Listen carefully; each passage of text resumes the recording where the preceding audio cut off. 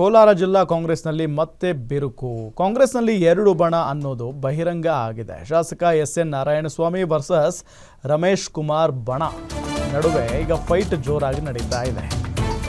ಕೋಲಾರ ಜಿಲ್ಲಾ ಕಾಂಗ್ರೆಸ್ನಲ್ಲಿ ಮತ್ತೆ ಬಿರುಕು ಬಿಟ್ಟಿದೆ. ಅದು ಯಾವಾಗ ಸರಿ ಇದೆ ಹೇಳಿ? ಅಲ್ಲಿ ಕಾಂಗ್ರೆಸ್ನಲ್ಲಿ ಎರಡು ಬಣ ಅನ್ನೋದು ಬಹಿರಂಗ ಆಗಿದೆ. ಈಗ ಮತ್ತೊಮ್ಮೆ ಶಾಸಕ ಎಸ್.ಎನ್. ನಾರಾಯಣಸ್ವಾಮಿ ವರ್ಸಸ್ ರಮೇಶ್ ಕುಮಾರ್ ಬಣದ ನಡುವೆ ಫೈಟ್ ನಡೀತಾ ಇದೆ. ನಮಗೆ ರಮೇಶ್ ಕುಮಾರ್ ಹೈಕಮಾಂಡ್ ಅಲ್ಲ,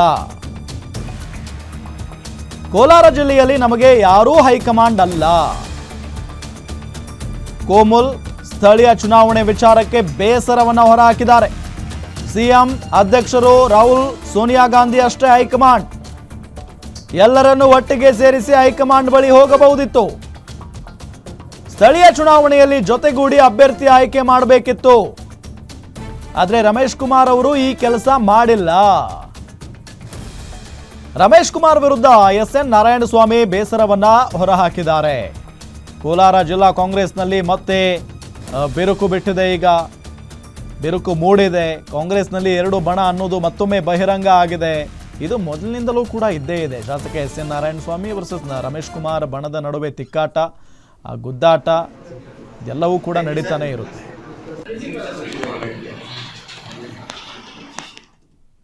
ಪ್ರಜಾಪ್ರಭುತ್ವದಲ್ಲಿ ನಮಗೆ ಹೈಕಮಾಂಡು ನಮ್ಮ ಪಕ್ಷದ ಅಧ್ಯಕ್ಷರಾಗಿರ್ತಕ್ಕಂಥ ಡಿ.ಕೆ. ಶಿವಕುಮಾರ್ ಅವರು, ಮುಖ್ಯಮಂತ್ರಿ ಸಿದ್ದರಾಮಯ್ಯ ಅವರು, ನಮ್ಮ ರಾಷ್ಟ್ರೀಯ ಅಧ್ಯಕ್ಷರಾಗಿರ್ತಕ್ಕಂಥ ಮಲ್ಲಿಕಾರ್ಜುನ ಖರ್ಗೆ ಅವರು, ರಾಹುಲ್ ಗಾಂಧಿ ಅವರು, ಸೋನಿಯಾ ಗಾಂಧಿ ಅವರು ನಮ್ಮ ಹೈಕಮಾಂಡ್. ಕೋಲಾರ ಜಿಲ್ಲೆಯಲ್ಲಿ ನಮ್ಗೆ ಯಾರು ಹೈಕಮಾಂಡ್ ಇಲ್ಲ. ಕೋಲಾರ ಜಿಲ್ಲೆಯಲ್ಲಿ ನಮ್ಗೆ ಏನಿದ್ರು ಕೂಡ ರಾಜ್ಯದಿಂದ ಏನು ಮುಖಂಡರು ಆದೇಶ ಕೊಡ್ತಾರೆ ಅದನ್ನು ನಾವು ಪಾಲಿಸ್ತೀವಿ. ಒಂದು ವೇಳೆ ಕೊತ್ತೂರು ಮಂದಿ ಅಂತ ಹೇಳಿದರೆ ಅದರ ಸ್ವಂತ ಅಭಿಪ್ರಾಯ, ಅದಕ್ಕೆ ನಾನು ಪ್ರತಿಕ್ರಿಯೆ ಕೊಡೋದಿಲ್ಲ. ಗೌರವಿಸ್ತೇವೆ. ರಮೇಶ್ ಕುಮಾರ್ ಅವರನ್ನು ತಂದೆ ಸ್ಥಾನದಲ್ಲಿಟ್ಟು ಗೌರವಿಸ್ತೇವೆ, ಪೂಜಿಸ್ತೇವೆ. ಸ್ವಾಮಿಗಳು ಅಂತ ನಾವು ಪಾದ ನಮಸ್ಕಾರ ಮಾಡ್ತೇವೆ. ಹಾಗಂತೇಳಿ ಅವರೊಂದು ವೇಳೆ ಹೈಕಮಾಂಡ್ ಆಗಿದ್ದರೆ ಜಿಲ್ಲೆಯ ಎಲ್ಲ ಶಾಸಕರನ್ನು, ಎಲ್ಲ ಮುಖಂಡರನ್ನು ಒಟ್ಟಿಗೆ ಸೇರಿಸಿ ಹೈಕಮಾಂಡ್ ಕರ್ಕೊಂಡೋಗಿ ನಮಗೆ ಅನುಮತಿಯನ್ನು ಕೊಡಿಸ್ತಾ ಇದ್ರು. ಆ ಕೆಲಸ ಮಾಡಿದ್ರಾ?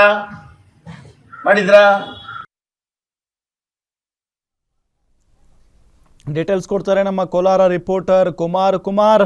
ನಾರಾಯಣಸ್ವಾಮಿ ವರ್ಸಸ್ ರಮೇಶ್ ಕುಮಾರ್ ಬಣದ ನಡುವೆ ಫೈಟ್ ಏನು ನಡೀತಾ ಇದೆ, ಇದಕ್ಕೆ ಕಾರಣ ಏನು ಬಹಳ ಪ್ರಮುಖವಾಗಿ? ಹೌದು ರಾಮ, ಏನು ಕಳೆದ ಒಂದು ವರ್ಷದಿಂದ ಸಹ ಬಹುತೇಕವಾಗಿ ಕಾಂಗ್ರೆಸ್ನಲ್ಲಿ ಎರಡು ಗುಂಪುಗಳು ಬಹಿರಂಗವಾಗಿ ಒಬ್ಬರ ಮೇಲೆ ಒಬ್ರು ಹೇಳಿಕೆಯನ್ನ ನೀಡ್ತಾನೆ ಬರ್ತಾ ಇದೆ. ಇದರಲ್ಲಿ ಮುಖ್ಯವಾಗಿ ನಾವು ಒಂದು ಕಡೆ ರಮೇಶ್ ಕುಮಾರ್ ಬಣ, ಮತ್ತೊಂದು ಕಡೆ ಕೆ.ಎಚ್. ಮುನಿಯಪ್ಪ ಬಣ ಅಂತಾನೆ ಹೇಳಬಹುದಾಗ್ತದೆ. ಇಲ್ಲಿ ರಮೇಶ್ ಕುಮಾರ್ ಬಣದಲ್ಲಿ ಈಗಿರುವಂತಹ ಶಾಸಕರಾದ ಕೊತ್ತೂರು ಮಂಜುನಾಥ್ ಮತ್ತೆ ಕೆ.ವೈ. ನಂಜೇಗೌಡ, ಒಂದು MLC ಆದಂತಹ ಅನಿಲ್ ಕುಮಾರ್ ಇದ್ರೆ, ಈ ಕಡೆ ಕೆ.ಎಚ್. ಮುನಿಯಪ್ಪ ಬಣದಲ್ಲಿ ಎರಡು ಶಾಸಕರಾದಂತಹ ಒಂದು ಎಸ್.ಎನ್. ನಾರಾಯಣಸ್ವಾಮಿ ಮತ್ತೆ ಕೆ.ಎಚ್. ಮುನಿಯಪ್ಪರ ಮಗಳಾದಂತಹ ರೂಪಕಲಾ ಶಶಿಧರ್ ಅವರು ನೋಡಬಹುದಾಗ್ತದೆ. ಪ್ರತಿಯೊಬ್ರು ಸಹ ಒಬ್ಬರ ಮೇಲೆ ಒಬ್ರು ಈಗ ಈ ಒಂದು ಕಿತ್ತಾಟವನ್ನ ಮುಂದುವರ್ಸ್ಕೊಂಡೇ ಹೋಗ್ತಾ ಇದ್ದಾರೆ. ಅದೇ ಈ ಹಿಂದೆ ನಡೆದಂತಹ ಒಂದು DCC ಬ್ಯಾಂಕ್ ಚುನಾವಣೆಯಲ್ಲೂ ಸಹ ಇದೇ ರೀತಿಯಾದಂತಹ ಒಂದು ಒಬ್ಬರ ಮೇಲೆ ಒಬ್ರು ಹೇಳಿಕೆಗಳನ್ನ ಮಾಡ್ಕೊಂಡಿದ್ರು. ಈಗ ಕೋಮುಲ್ ಚುನಾವಣೆ ಬಂದಿದ್ದಂತಹ ಒಂದು ಇದರಲ್ಲಿ ಇಲ್ಲೂ ಸಹ ಒಂದು ರಮೇಶ್ ಕುಮಾರ್ ಬಣ ಮತ್ತು ಕೆ.ಎಚ್. ಮುನಿಯಪ್ಪ ಬಣ ನಡುವೆ ಒಂದು ವಾಗ್ವಾದ ನಡೀತಾನೆ ಇದೆ. ಇಬ್ರು ಸಹ ಎಲ್ಲೂ ಸಹ ಒಟ್ಟಾಗಿ ಕಾಂಗ್ರೆಸ್ ಅನ್ನ ಕರ್ಕೊಂಡು ಹೋಗುವಂತಹ ಒಂದು ಕೆಲಸವನ್ನ ಎಲ್ಲೂ ಸಹ ಮಾಡ್ತಾ ಇಲ್ಲ. ಪದೇ ಪದೇ ಇವರು ಒಂದ್ ಕಡೆ ಎಸ್.ಎನ್. ನಾರಾಯಣಸ್ವಾಮಿ ನಂಜೇಗೌಡರ ಮೇಲೆ ಬೈದ್ರೆ, ಈ ಕಡೆ ಕೊತ್ತೂರು ಅಥವಾ ನಂಜೇಗೌಡ ನಾರಾಯಣಸ್ವಾಮಿ ಅವರ ಶಾಸಕರ ನಂಜೇಗೌಡರು ನಾರಾಯಣಸ್ವಾಮಿ ಅವರ ವಿರುದ್ಧವಾಗಿ ಮಾತಾಡ್ತಾರೆ. ಈ ರೀತಿ ಕಾಂಗ್ರೆಸ್ ನಲ್ಲಿ ಸಹ ಪರಸ್ಪರ ಒಂದು ಭಿನ್ನಮತ ಪದೇ ಪದೇ ಇಲ್ಲಿ ಹೋಗ್ತಾ ಇರೋದನ್ನ ಇಲ್ಲಿ ನಾವು ನೋಡ್ಬೋದಾಗ್ತದೆ. ಇದು ಕಳೆದ ಒಂದು ವರ್ಷದಿಂದಲೂ ಸಹ ಮುಂದುವರ್ಕೊಂಡು ಬಂದರೂ ಸಹ ಹೈಕಮಾಂಡ್ ಸಹ ಇವರ ಇಬ್ಬರನ್ನ ಸಹ ಒಟ್ಟುಗೂಡಿಸುವಂತಹ ಒಂದು ಪ್ರಯತ್ನ ಮಾಡ್ತಾ ಇಲ್ಲ. ಮತ್ತೆ ಎಲ್ಲೂ ಸಹ ಇವರು ಸಹ ಸುಮ್ಮನಾಗ್ತಾ ಇಲ್ಲ ಅನ್ನೋದು ನೋಡ್ಬೋದಾಗ್ತದೆ.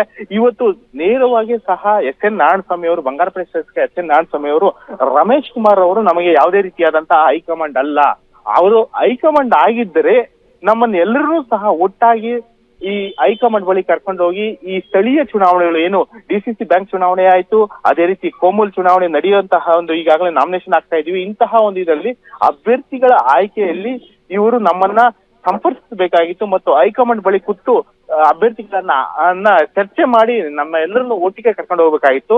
ಆದ್ರೆ ಅವರು ಆ ರೀತಿಯಾದಂತಹ ಒಂದು ಕೆಲಸ ಮಾಡ್ತಾ ಇಲ್ಲ ಅಂತ ಬೇಸರವನ್ನ ಇಲ್ಲಿ ವ್ಯಕ್ತಪಡಿಸಿದ್ದಾರೆ. Ram, okay Kumar, thank you ತಮ್ಮೆಲ್ಲ ಮಾಹಿತಿಗಾಗಿ.